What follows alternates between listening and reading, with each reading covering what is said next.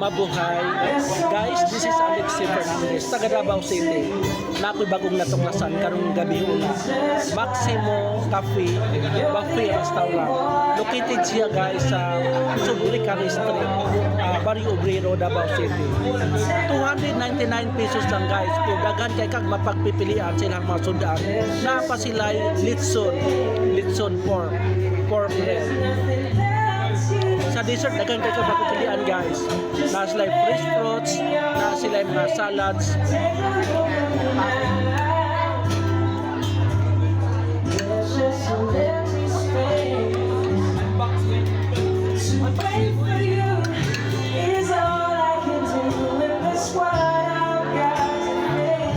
Sa tanan akong followers, viewers, supporters, please come and visit Maximo